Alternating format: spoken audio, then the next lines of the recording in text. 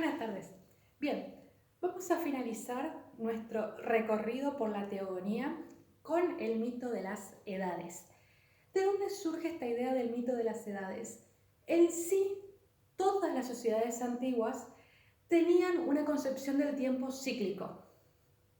Si ustedes miran, esto es muy fácil de verlo, por ejemplo, en sociedades como la India, que representaban, por ejemplo, la idea de la reencarnación, es decir, que uno volvía a vivir, moría y volvía a nacer, varias vidas. De hecho, en la concepción hinduista se tenía en cuenta de que no había principio y fin, es decir, que el círculo no tiene ni principio ni fin, que eternamente se ha sucedido la reencarnación y que eternamente seguirá sucediendo, no es que empezó en algún momento.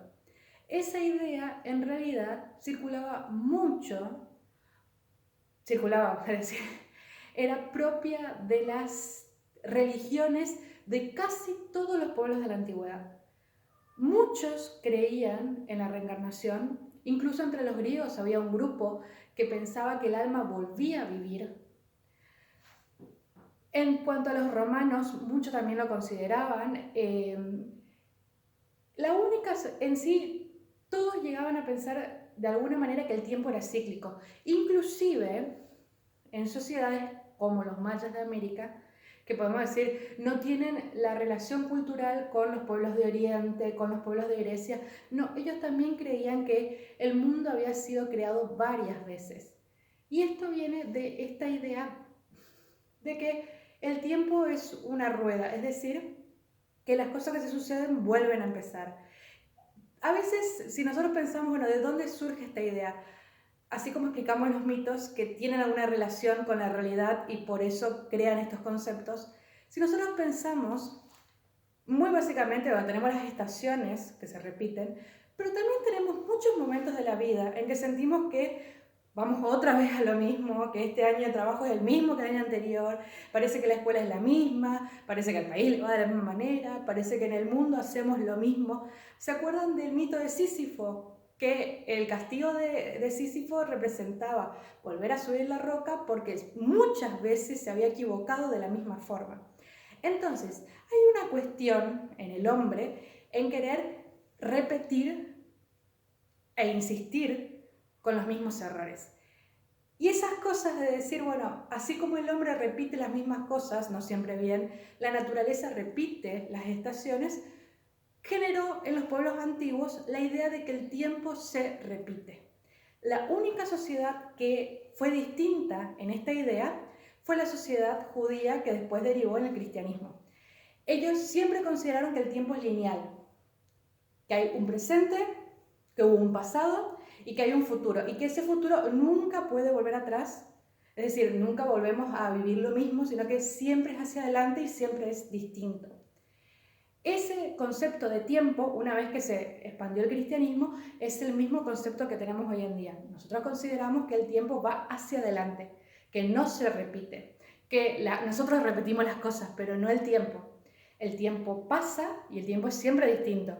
Pensamos que hacemos las mismas cosas, pero no estamos en el mismo tiempo. Para los antiguos era volver a vivir el mismo tiempo. En el caso de Grecia, a diferencia, por ejemplo, de la India, en el cual esa idea de tiempo cíclico se aplicaba a muchos campos de la vida, en la religión griega o en los mitos griegos no era totalizador. ¿Qué significa esto? Sí había un grupo que creía en la reencarnación, pero en sí, si ustedes miran la teogonía, del caos hacia Zeus, el tiempo es lineal, es decir, va hacia adelante, avanza en la historia. ¿En dónde vemos esta idea del ciclo, del tiempo cíclico? En la creación de los humanos. Los griegos consideraban que el hombre fue creado 4 veces, que cada raza humana era destruida y volvía a nacer una nueva. Entonces, ahí se aplica el mito de lo que son las edades, las 4 edades del hombre. También se llama el mito de las razas, es decir, 4 razas de seres humanos poblaron la Tierra antes que la nuestra. Entonces, tenemos que, para cerrar este mito, porque las edades, las distintas razas se encajan en distintos momentos de la teogonía, la creación para los griegos parte del caos, van surgiendo los dioses, van surgiendo las cosas que están divinizadas, hasta que surgen los hombres. Y esos hombres son creados y destruidos 4 veces, hasta llegar a lo que sería nuestro presente.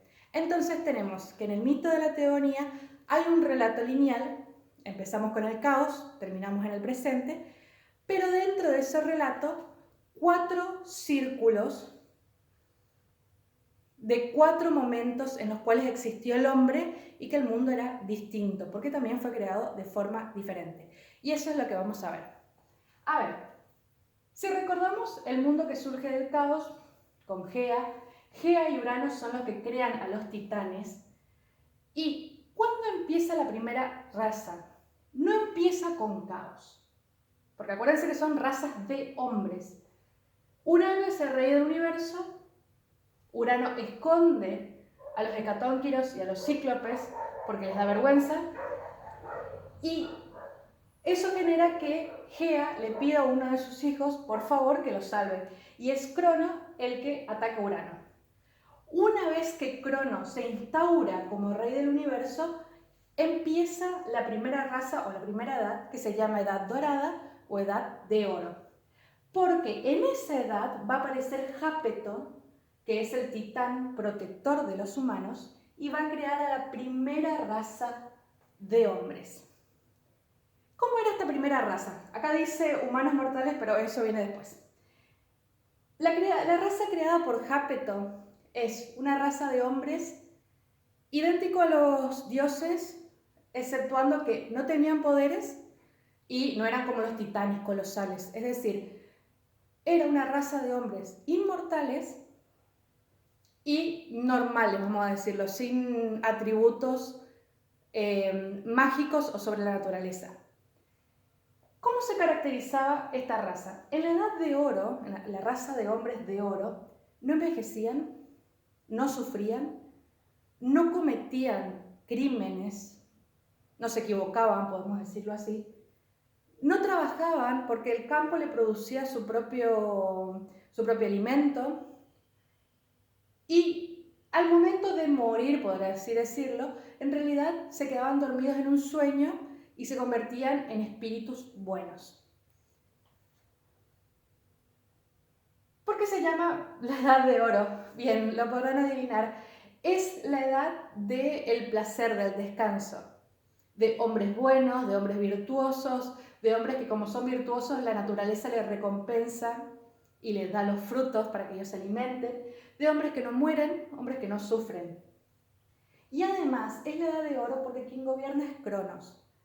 Cronos, fíjense la ironía, Cronos es el titán del tiempo y por lo tanto mientras él gobierna el tiempo no pasa, el tiempo es eterno, es decir, no hay esa linealidad de la que estamos hablando. El tiempo simplemente sucede, o mejor dicho, no existe, es la eternidad. Eso hace que los hombres sean inmortales, no tienen que morir, porque morimos en tanto que avanzamos hacia el día de la muerte. Como Cronos gobierna, hay una eternidad, el hombre es inmortal, es eterno. Como Cronos gobierna, el campo se produce solo, porque Cronos es el que gobierna el tiempo, las estaciones no pasan, todo el campo produce. De hecho, en el mito romano, Cronos se asocia al dios Saturno. Saturno es el dios de la cosecha. Y hay una diferencia que les voy a comentar. Para los romanos, ellos que tomaron esta mitología y los asociaron al dios Crono del tiempo con el dios Saturno de las cosechas. Y ellos dijeron que esa edad, en realidad la Edad de Oro, es la culpable de que después se degraden las otras edades. Eso pensaban los romanos. Porque al no hacer nada los hombres, al estar perezosos, al estar ociosos, mejor dicho, al estar ociosos desarrollaron la pereza, entonces no quisieron trabajar en las edades siguientes. Por lo tanto, lo que Saturno tenía que enseñarles era a cultivar, a ocuparse de la industria para que el hombre desarrolle la creatividad y el trabajo, no a brindarles todo. Para los romanos, cuando Zeus, Júpiter, destrona a Saturno, Saturno decide ya no darle la cosecha a los hombres, pero sí enseñarles a cosechar. Es una interpretación muy interesante de los romanos, porque a diferencia de los griegos, que eran pensadores y comerciantes, los romanos eran agricultores. Entonces, cuando Roma ve el mito griego, a ellos no les gusta que la tierra le produzca todo, porque ellos consideraban que la tierra les enseñaba a trabajar. Entonces, la edad dorada no tenía que ser la edad en la cual uno esté sentado y le dieran todos los beneficios. Pero para los griegos sí. ¿Por qué les explico esto? Porque es interesante ver las perspectivas del mito. Recuerden que aprendemos de estos mitos y tenemos que tener la mirada completa. Entonces, cuando Cronos destrona a Urano, Jápeto crea a los primeros hombres, que son inmortales, y viven una edad de oro de comodidades y de alegrías, porque no mueren, no enferman, no sufren y no cometen crímenes. Cuando Zeus destrona a Cronos, él queda como el dios del universo. Al final, antes de que fuera destronado, Cronos, como ya les dije, las edades son aquellas que comienzan y tienen que tener un ciclo para que pueda empezar la siguiente. ¿Cómo termina la edad de oro? Todos los hombres son dormidos en un sueño, quedan bajo tierra como espíritus buenos protectores. De esa manera termina la edad de oro. Es decir, que cuando Zeus se convierte en rey del universo, ya no está esta raza de hombres de oro. Pero Zeus decide crear una segunda raza, la raza de plata. Entonces, así como Cronos, Jápeto, en el reinado de Cronos, creó la raza de oro, Zeus crea la raza de plata cuando él se convierte en gobernante. También es la misma raza creada por Jápeto, pero tiene otras características. En primer lugar, durante el reinado de Zeus, ¿qué es lo que va a pasar? Hades va a raptar a su sobrina Perséfone. Y si recuerdan eso, ¿qué va a generar en el mito? Que Deméter no quiera, porque ahora ya no está Cronos, ya no hay dios de la cosecha. Deméter es la que queda con el trabajo de la cosecha. Deméter no va a producir los frutos. Por lo tanto, la tierra se va a volver estéril y Zeus le va a pedir que devuelva a Perséfone. Como Perséfone había comido 6 semillas de granada, queda 6 meses con Hades en el inframundo y 6 meses con su madre en la tierra. De esa manera Zeus divide el año. Los 6 meses de primavera y verano, que Perséfone está con Deméter y Deméter hace producir el campo, y los 6 meses de otoño e invierno en los que Perséfone vuelve con Hades y Deméter se entristece y el campo no crece. Al estar dividido el año, ya no es el momento eterno de Cronos, es decir, ya no es la totalidad del tiempo en la que se produce el campo. Sin embargo, en la Edad de Plata, los hombres todavía eran inmortales, es decir, no morían. Pero, ¿qué pasó con la Edad de Plata de Zeus? Los hombres de la Edad de Plata tenían una gran característica. Vivían 100 años con sus padres. Y en esos 100 años se volvían inmaduros, porque cuando salían al mundo exterior, después de 100 años de estar bajo el cobijo de su madre, no eran responsables, no eran astutos, no sabían cómo desenvolverse, no honraban a los dioses para obtener los favores o las alegrías de los dioses, no trabajaban porque eran sumamente inmaduros. Entonces, esto molestó mucho a Zeus, que los hombres no les hicieran más sacrificios, y él mismo decidió terminar con la Edad de Plata. Él mismo decidió destruirla, por así decirlo. ¿A qué viene esta cuestión de 100 años con sus padres? Fíjense que hoy en día, bueno, los hombres no viven 100 años, pero bien que hay muchas personas que dependen mucho tiempo o que desligan sus responsabilidades mucho tiempo en sus progenitores o en otras personas mayores. Y son personas justamente como la Edad de Plata, que no se hacen cargo, que no se responsabilizan, que siempre están buscando otra persona que les salve, que no trabajan, que no se ocupan. Entonces, lo que nos muestra el mito es cómo el hombre se va degradando y qué cosas puede hacer que el hombre pierda la oportunidad del tiempo que se le da a la vida. una de las cosas que tenía la Edad de Plata, pierde mucho tiempo en no aprender porque hay otras personas que hacen las cosas por ellos. ¿Qué pasa entonces? Una vez que termina la Edad de Plata,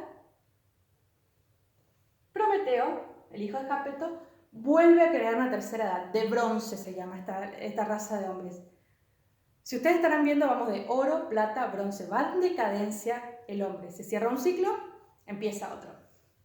En la edad de bronce,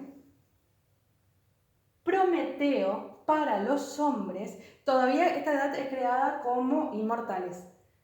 Prometeo a los hombres les quiere generar un beneficio. Y como los hombres de la edad anterior no hacían sacrificios a Zeus, y por eso Zeus los destruyó, Prometeo les va a enseñar a hacer sacrificios. ¿Cómo se hacían los sacrificios en la antigua Grecia? Se quemaban animales y esa ofrenda iba para los dioses y los humanos consumían el animal. ¿Por qué? Si ustedes recuerdan el mito, ¿qué hizo Prometeo para beneficiar a los humanos? Tapó con grasas los huesos y escondió la carne del otro lado para engañar a Zeus, porque él lo que quería es que los humanos se quedaran con la carne y los dioses con los huesos. Zeus se dio cuenta de eso, y como él ya pensaba sacarle el fuego a los hombres como castigo a la insolencia de Prometeo, entonces él elige a propósito los huesos, sabiendo que sin el fuego los hombres nunca iban a poder cocinar y comer la carne. Entonces, Prometeo ve que las consecuencias de sus actos es que se le retira el fuego a los hombres y por lo tanto mueran de frío y de hambre. Así que ahí es donde roba el fuego. Eso es lo que desencadena que los sacrificios se hagan de esa manera, porque al calentar el animal, las cenizas de los huesos y de la grasa era la que se elevaba al Olimpo y ellos comían la carne. De ahí venía el sistema de sacrificios. Como castigo a esto, Prometeo es encadenado a una roca donde una águila le come el hígado todos los días, se regenera de noche y le vuelve a comer al día siguiente. Y como castigo a la humanidad es creada Pandora.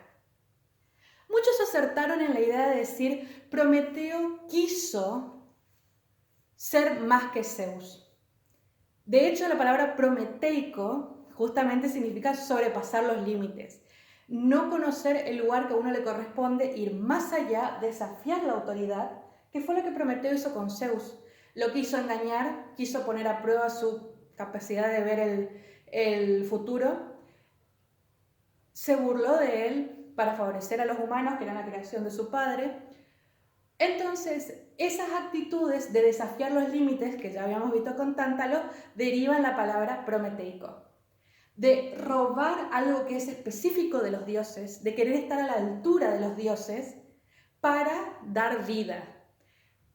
De hecho, saben que Frankenstein se subtitula El moderno Prometeo. Querer estar a la altura de Dios y crear vida espontáneamente. Prometeo quiso estar a la altura de Zeus. En algunas versiones dice que le robó una chispa de su rayo para generar el fuego para los hombres. El hombre que se eleva y se sobrepasa y quiere ser como los dioses, ese es un Prometeo. También es cierto que a él le importaba la creación de su padre, es decir, tiene cierta empatía. ¿Y por qué la humanidad es castigada? Bien, ¿puede parecer injusto? Sí, pero había una cuestión en Grecia que nosotros habíamos visto en otro mito que tiene que ver con la responsabilidad social. El hecho de que las acciones de uno van a perjudicar al otro. Por lo tanto, uno tiene que tener mucho cuidado de qué es lo que hace, porque nunca recae sobre uno mismo, recae sobre los demás. Las acciones de Prometeo tuvieron consecuencias para los demás. Era lo que veíamos con el mito de las eriñas. No solamente me voy a castigar yo, voy a castigar 4 generaciones con mis errores. Y por otra parte, que también algunos acertaron, la humanidad gozaba de los beneficios de Prometeo. Por lo tanto, también padece de su mismo sufrimiento. Y ahí aparece Pandora. Estamos en la edad de bronce, comienza la edad de bronce. Así empieza la edad de bronce. Se crea una nueva raza, se les enseña a hacer sacrificios, pero eso por las acciones de Prometeo tienen graves consecuencias y aparece Pandora. ¿Qué pasa con Pandora? Pandora es creada como un castigo para la humanidad. El nombre Pandora, pan viene de paz, pan, todo. Doron es regalo. Pandora significa regalo de todos los dioses, que todos los dioses le regalaron algo, y regalo de todos los dioses para todos los hombres. Todas esas acepciones tienen. Ustedes enumeraron que a Pandora la creó Hefesto, los vientos le dieron la vida, Atenea le enseñó a tejer, Atenea le dio una diadema. Hay distintas versiones también de qué es lo que se les da, pero todos coinciden en darle algo. Apolo le enseñó la música, Afrodita le dio el encanto. Dependiendo de la versión, la curiosidad se la da Zeus o Hera, el carácter caprichoso se lo da Zeus, Hera o Hermes, acuérdense que era el dios protector de los ladrones, le enseña a mentir, Poseidón le regala el collar de perlas, etc. Independientemente de en qué versión que le regale cada uno, todos le regalaron algo, contribuyeron a que se cree este regalo para la humanidad.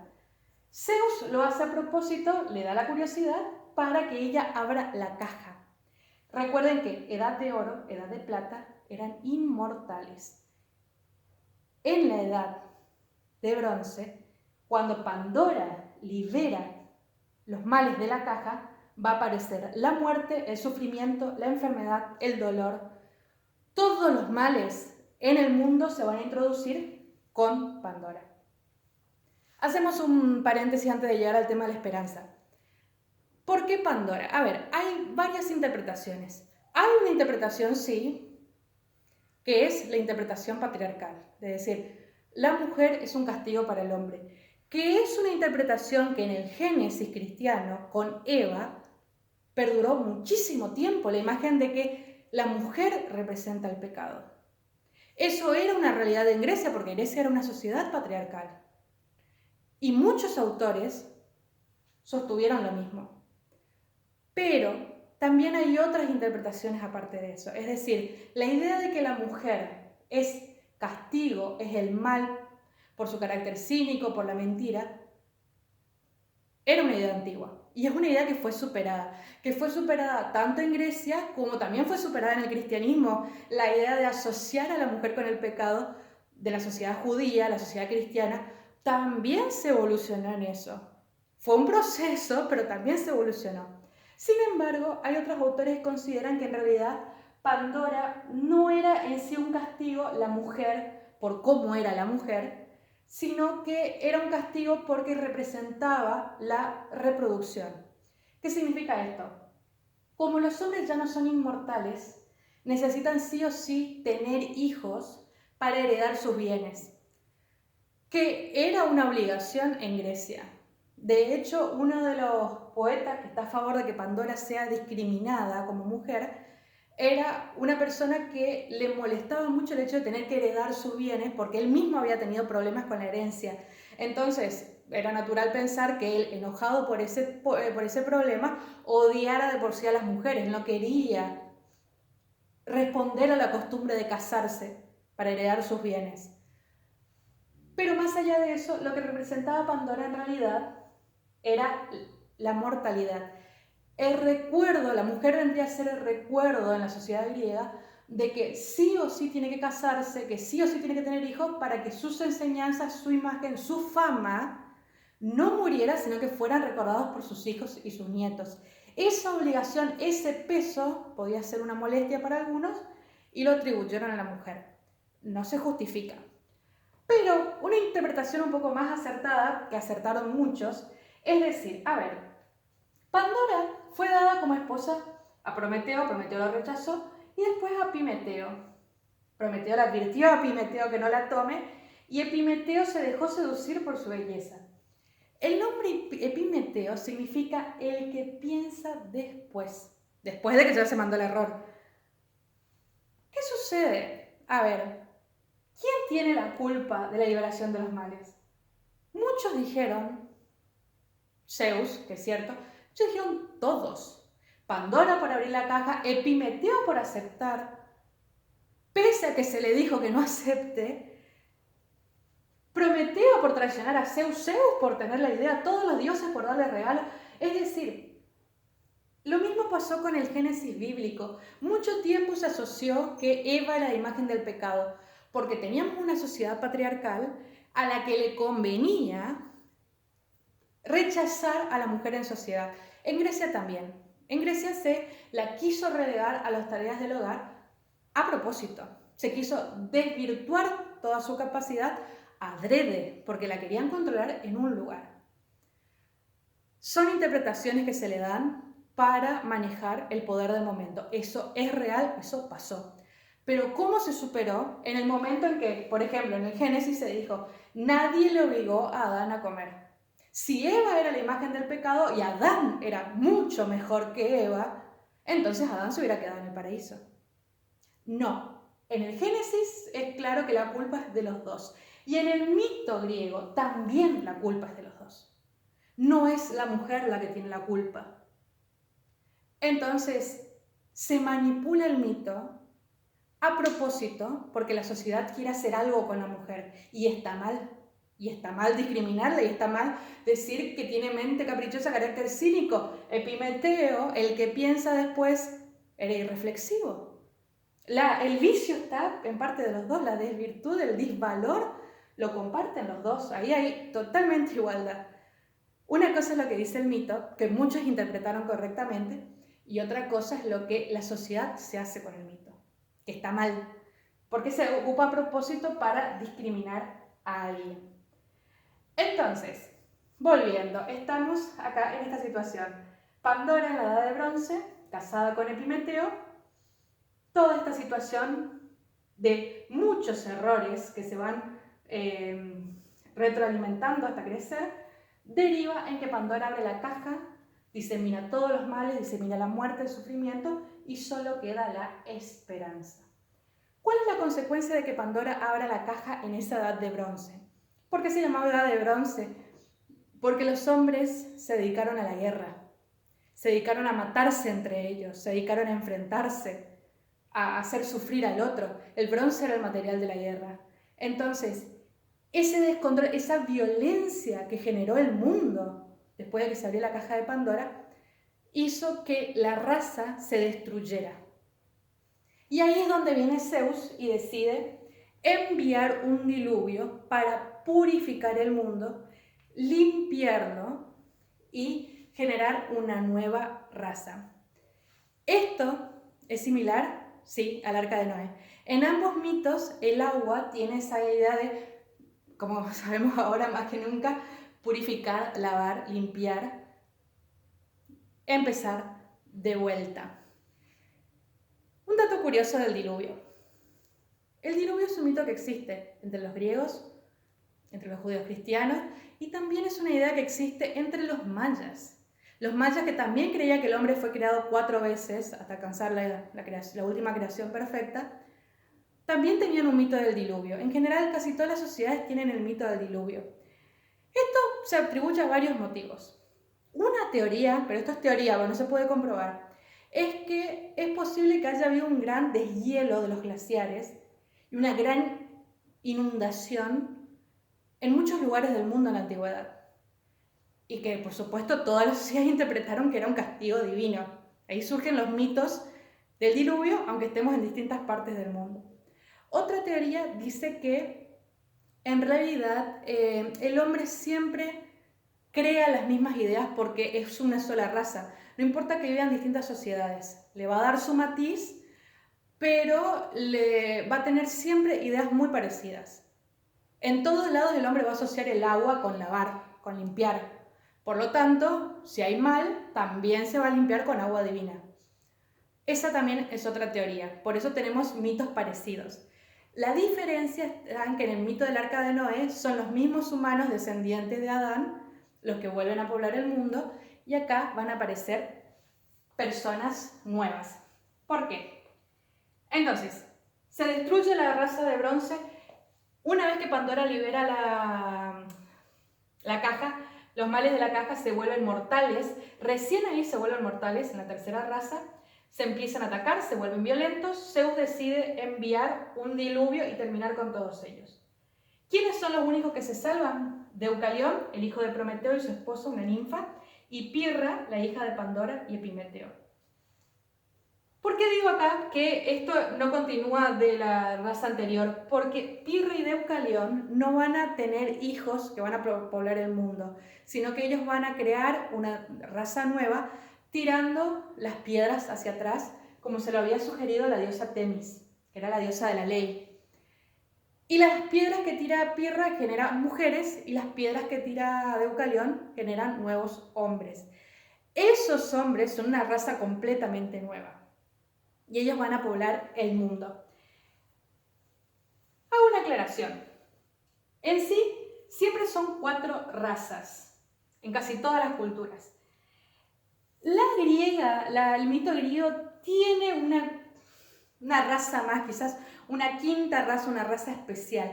Se puede considerar parte de la última raza, la raza de hierro, o no, como una raza nueva. Ya les explico por qué.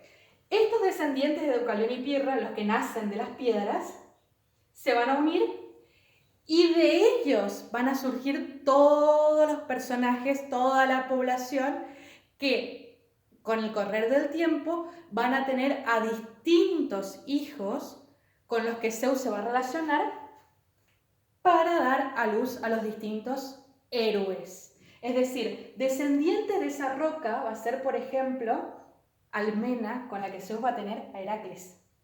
Va a ser Io, que la va a convertir en vaca, va a ser Níobe, va a ser Sémele, también una ninfa, con la que va a tener a Dionisio, va a ser Dánae, con la que va a tener a Perseo, en forma de lluvia de oro, va a ser Leda, con la que va a tener a Helena, en forma de cisne.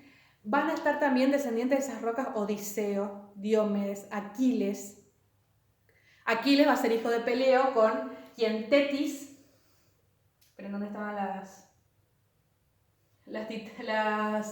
Nereidas? Acá está. Una hija de Nereo, Tetis, va a tener con uno de los descendientes de estas rocas de Deucalión y Pirra al héroe Aquiles. Van a aparecer Príamo, donde van a aparecer Paris, Héctor, Casandra. Va a aparecer Tántalo, descendiente de estas rocas, que después van a descender Agamenón, Menelao. Es decir, todos los héroes de lo que se llama la guerra de Troya o el ciclo mítico de Troya, Odiseo, Jasón, Orfeo, todos van a descender de estas personas creadas a partir de las rocas de Pirra y Deucalión.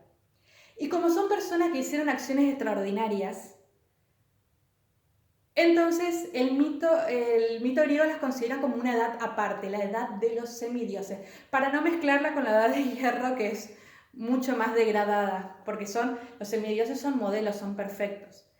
A la edad de los semidioses se las recompensó por sus virtudes y todos terminaron en la isla de los bienaventurados en el Hades, es decir, ese lugar destinado a lo que sería muy parecido a la Edad de Oro, a un descanso eterno y feliz.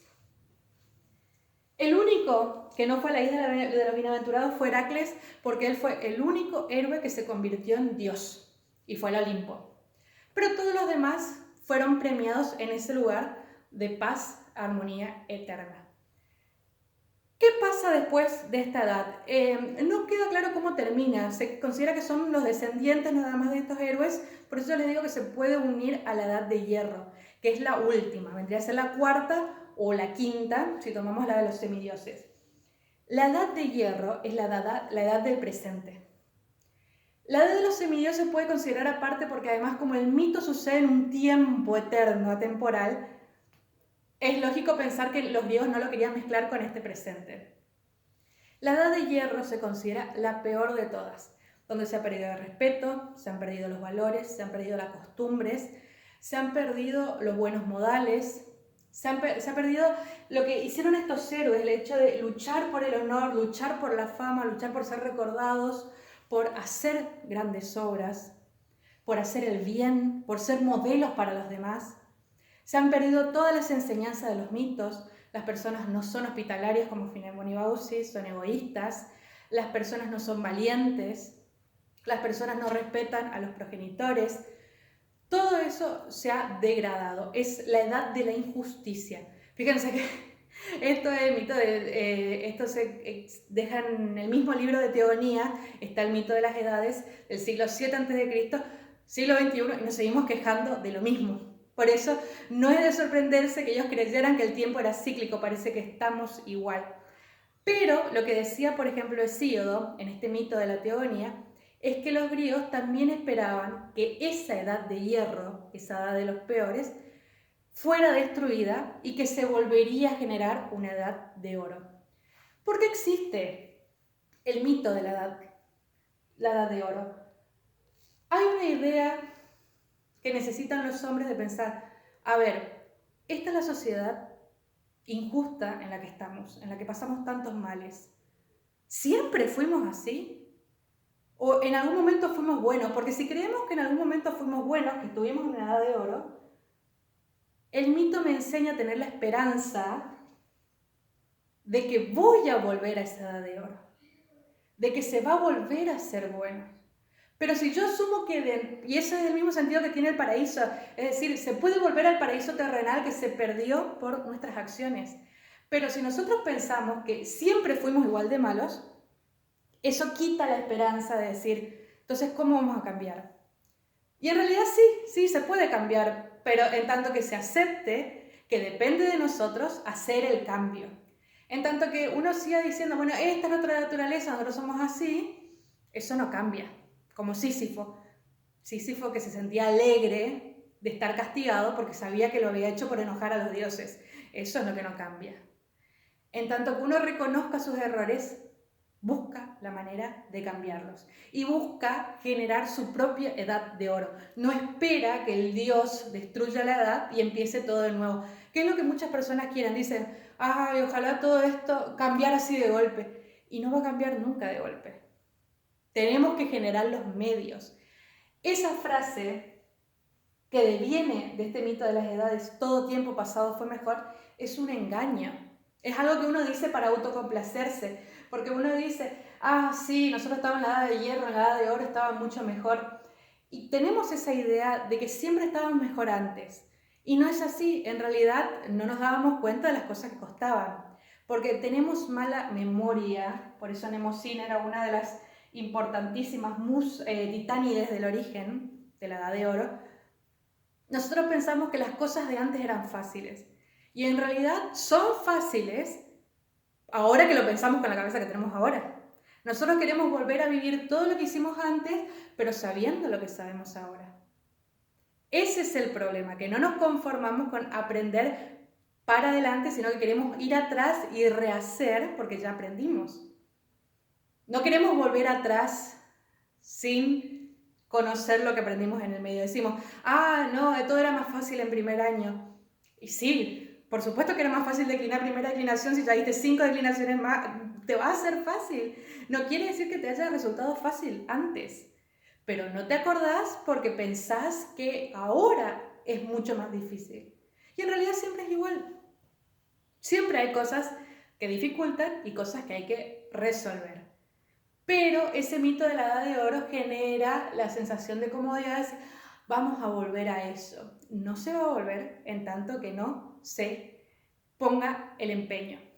Bien, y de esta manera nosotros hemos recorrido desde el caos, la creación del mundo, la creación de la tierra, del cielo, de los titanes, de los olímpicos, la creación de los humanos, la aparición de la muerte, la creación de los héroes, cómo los héroes han intervenido en Troya, hasta llegar para los griegos a nuestro presente y todo lo que este presente nos demanda y todo lo que los mitos griegos nos pueden enseñar a resolver de este momento.